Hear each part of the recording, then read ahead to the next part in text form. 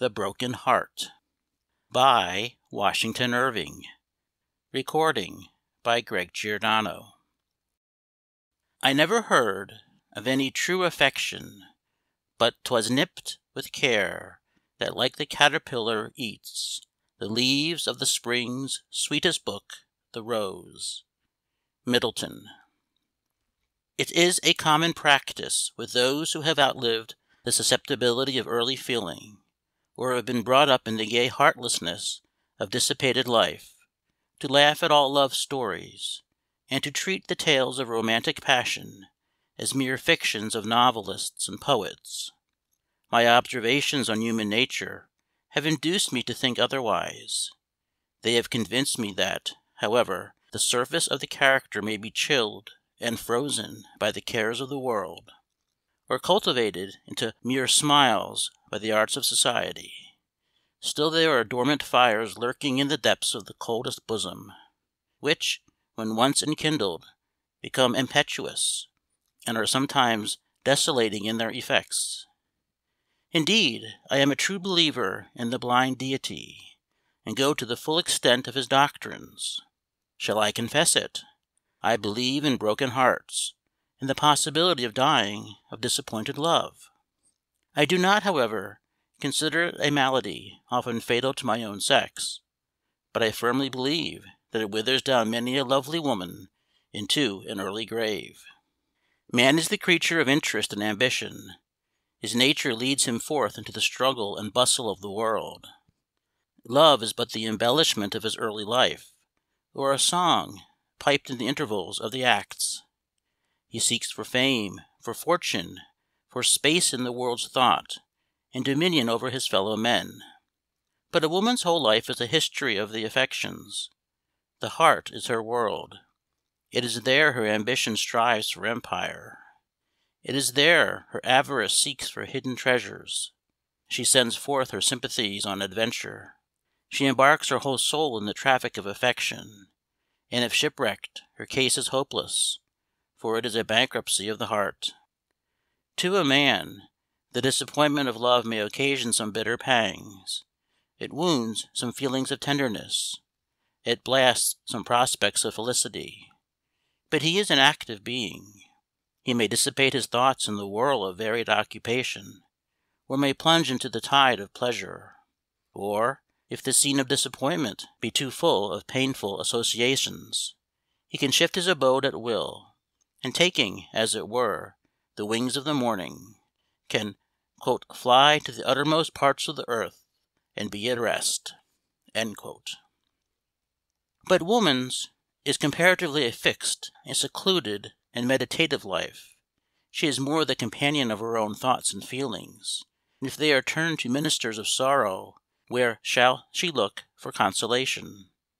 Her lot is to be wooed and won, and if unhappy in her love, her heart is like some fortress that has been captured and sacked and abandoned and left desolate. How many bright eyes grow dim, how many soft cheeks grow pale, how many lovely forms fade away into the tomb, and none can tell the cause that blighted their loveliness. As the dove will clasp its wings to its side, and cover and conceal the arrow that is preying on its vitals, so is it the nature of woman to hide from the world the pangs of wounded affection. The love of a delicate female is always shy and silent. Even when fortunate, she scarcely breathes it to herself, but when otherwise, she buries it in the recesses of her bosom, and there lets it cower and brood among the ruins of her peace. With her, the desire of her heart has failed. The great charm of existence is at an end. She neglects all the cheerful exercises which gladden the spirits, quicken the pulses, and send the tide of life and healthful currents through the veins. Her rest is broken, the sweet refreshment of sleep is poisoned by melancholy dreams. Dry sorrow drinks her blood, until her enfeebled frame sinks under the slightest external injury. Look for her, after a little while, and you find friendship weeping over her untimely grave, and wondering that one, who but lately glowed with all the radiance of health and beauty, should so speedily be brought down to darkness and the worm. You will be told of some wintry chill, some casual indisposition that laid her low, but no one knows of the mental malady which previously sapped her strength and made her so easy a prey to the spoiler. She is like some tender tree, the pride and beauty of the grove, graceful in its form, bright in its foliage, but with the worm preying at its heart. We find it suddenly withering, when it should be most fresh and luxuriant. We see it drooping its branches to the earth, and shedding leaf by leaf, until, wasted and perished away, it falls even in the stillness of the forest. And as we muse over the beautiful ruin, we strive in vain to recollect the blast or thunderbolt that could have smitten it with decay. I have seen many instances of women running to waste and self-neglect, and disappearing gradually from the earth, almost as if they had been exhaled to heaven, and have repeatedly fancied that I could trace their deaths through the various declensions of consumption, cold, debility, languor, melancholy, until I reached the first symptom of disappointed love. But an instance of the kind was lately told to me. The circumstances are well known in the country where they have happened, and I shall but give them in the manner in which they were related. Everyone must recollect the tragical story of young E., the Irish patriot. It was too touching to be soon forgotten. During the troubles in Ireland he was tried, condemned, and executed on a charge of treason. His fate made a deep impression on public sympathy. He was so young, so intelligent, so generous, so brave, so everything that we are apt to like in a young man. His conduct under trial, too, was so lofty and intrepid. The noble indignation with which he repelled the charge of treason against his country, the eloquent vindication of his name, and his pathetic appeal to posterity in the hopeless hour of condemnation, all these entered deeply into every generous bosom, and even his enemies lamented the stern policy that dictated his execution. But there was one heart whose anguish it would be impossible to describe. In happier days and fairer fortunes, he had won the affections of a beautiful and interesting girl, the daughter of a late celebrated Irish barrister. She loved him with the disinterested fervour of a woman's first and early love. When every worldly maxim arrayed itself against him, when blasted unfortune and disgrace and danger darkened around his name, she loved him the more ardently for his very sufferings. If, then, his fate could awaken the sympathy even of his foes, what must have been the agony of her whose whole soul was occupied by his image? Let those tell who have had the portals of the tomb suddenly closed between them and the being they most loved on earth, who have sat at its threshold, as one shut out in a cold and lonely world, whence all that was most lovely and loving had departed. But in the horrors of such a grave, so frightful, so dishonoured, there is nothing for memory to dwell on that could soothe the pang of separation, none of those tender though melancholy circumstances which endear the parting scene, nothing to melt sorrow into those blessed tears, sent like the dews of heaven, to revive the heart in the parting hour of anguish. To render her widowed situation more desolate, she had incurred her father's displeasure by her unfortunate attachment, and was an exile from the paternal roof. But could the sympathy and kind offices of friends have reached a spirit so shocked and driven in by horror, she would have experienced no want of consolation. For the Irish are a people of quick and generous sensibilities. The most delicate and cherishing attentions were paid her by families of wealth and distinction. She was led into society, and they tried by all kinds of occupation and amusement to dissipate her grief, and wean her from the tragical story of her loves. But it was all in vain. There are some strokes of calamity that scathe and scorch the soul, which penetrate to the vital seat of happiness, and blast it, never again to put forth bud or blossom.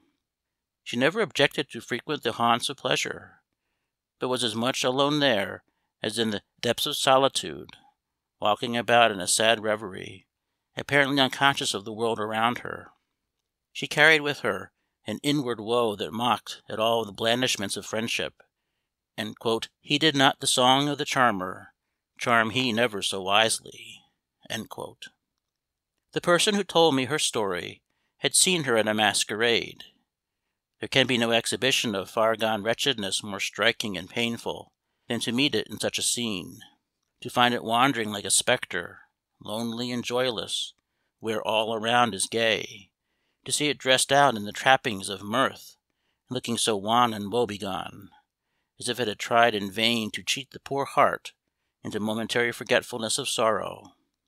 After strolling through the splendid rooms and giddy crowd with an air of utter abstraction, she sat herself down on the steps of an orchestra, and looked about for some time with a vacant air, that showed her insensibility to the garish scene. She began, with the capriciousness of a sickly heart, to warble a little plaintive air. She had an exquisite voice, but on this occasion it was so simple, so touching, it breathed forth such a soul of wretchedness, that she drew a crowd, mute and silent, around her, and melted everyone into tears. The story of one so true and tender could not but excite great interest in a country remarkable for enthusiasm. It completely won the heart of a brave officer, who paid his addresses to her, and thought that one so true to the dead could not but prove affectionate to the living. She declined his attentions, for her thoughts were irrevocably engrossed by the memory of her former lover. He, however, persisted in his suit. He solicited not her tenderness, but her esteem. He was assisted by her conviction of his worth, and her sense of her own destitute and dependent situation, for she was existing on the kindness of friends.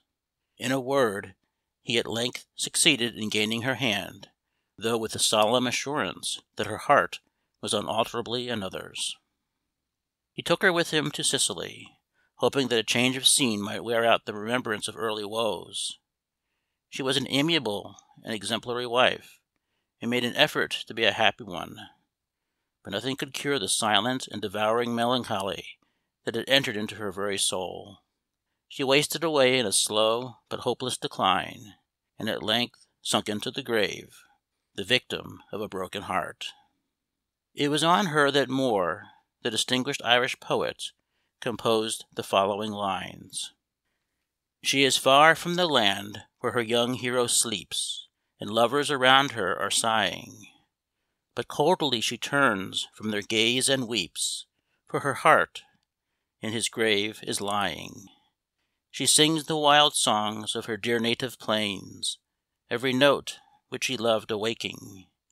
Ah, little they think, who delight in her strains, how the heart of the minstrel is breaking. He had lived for his love, for his country he died, they were all that to life had entwined him, nor soon shall the tears of his country he dried, nor long will his love stay behind him. Oh, make her a grave where the sunbeams rest, when they promise a glorious morrow, they'll shine o'er her sleep like a smile from the west, from her own loved island of sorrow."